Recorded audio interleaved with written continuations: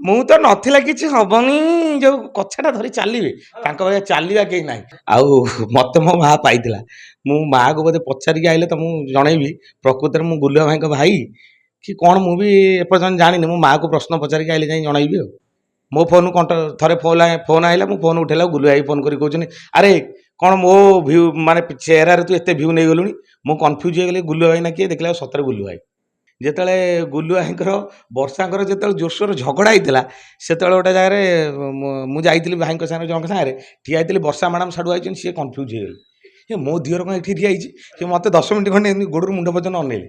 ମୋତେ ଭୟ ଲାଗିଲା କାଳେ ମୋତେ ଶୋଧିଦେବେ କି, ମୁଁ ପଛୁଆ ପଳେଇ ଆସିଲି। ନା ଗୁଲୁଆ ପୁଣି ଯେଉଁ କହୁଛନ୍ତି କଣ୍ଟ୍ରୋଭର୍ସି ଅଛି ନା, ଗୁଲୁଆ ଭାଇ ସମସ୍ତଙ୍କୁ ଜଣେଇଦେବେ ମୋ କଣ୍ଟ୍ରୋଭର୍ସି ଭିତରେ ଆଉ ଗୋଟେ ଜୁନିୟର ଗୁଲୁଆ ବାହାରିଲାଣି।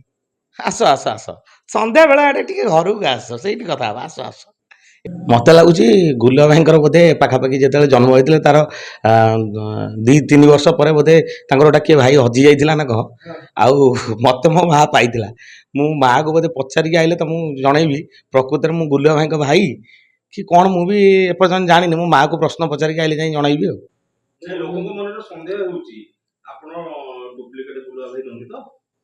ହଁ ତାଙ୍କର ମୋର ତ ମାକ୍ସିମମ୍ ମିଶିଯାଏ।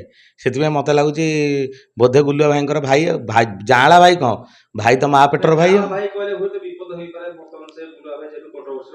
ହଁ ନା ଆମର କଣ୍ଟ୍ରୋଭର୍ସି ଭାଇଙ୍କର ମୋର ହବନି, କାହିଁକିନା ଭାଇ ଭଲ ଭାବରେ ମୋତେ ଜାଣିଛନ୍ତି, ମୁଁ ତାଙ୍କୁ ଭଲ ଭାବରେ ଜାଣିଛି। ହଁ ଏଇ ଯେଉଁ ମିଡ଼ିଆ ଭାଇମାନେ ଏମିତି ଭିଜୁଆଲ୍ କଲେ ଯେ ମୋ ଫୋନ୍ ଥରେ ଫୋନ୍ ଆଇଲା ମୁଁ ଫୋନ୍ ଉଠେଇଲା ଗୁଲୁ ଭାଇ ଫୋନ୍ କରି କହୁଛନ୍ତି ଆରେ କଣ ମୋ ଭ୍ୟୁ ମାନେ ଚେହେରାରେ ତୁ ଏତେ ଭ୍ୟୁ ନେଇଗଲୁଣି। ମୁଁ କନଫ୍ୟୁଜ୍ ହେଇଗଲି ଗୁଲୁ ଭାଇ ନା କିଏ, ଦେଖିଲା ସତରେ ଗୁଲୁ ଭାଇ।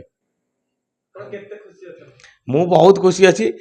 ଯାହା ହଉ କିଛି ମାତ୍ରାରେ ଗୁଲୁ ଭାଇଙ୍କ ଫେସ୍ରେ ଆଜି ଓଡ଼ିଶାର କିଛି ଲୋକ ମୋତେ ଚିହ୍ନି ପାରୁଛନ୍ତି।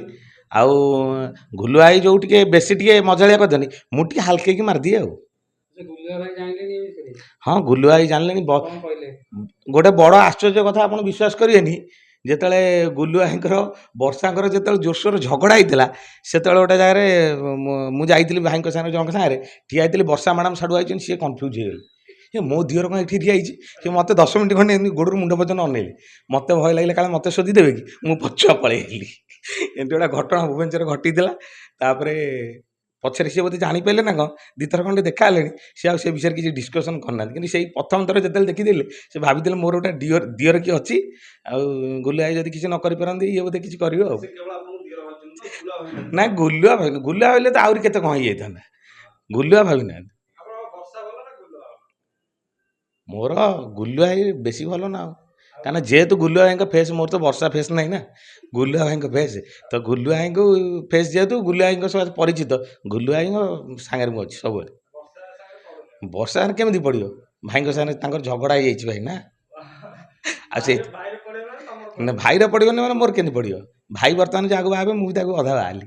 ମାନେ କୁହାଯାଏ ନା ଭାଇର ଭାଉଜ ମାନେ ମା ସମାନ, କିନ୍ତୁ ଆମର ଭାଇଙ୍କର ମୋର ଗୁଲୁଆ ଭାଇଙ୍କର ମୋର ଗୋଟିଏ କଥା, ଭାଉଜ ମାନେ ମା ସମାନ, ଭାଉଜ ମାନେ ପ୍ରେମିକ ସମାନ।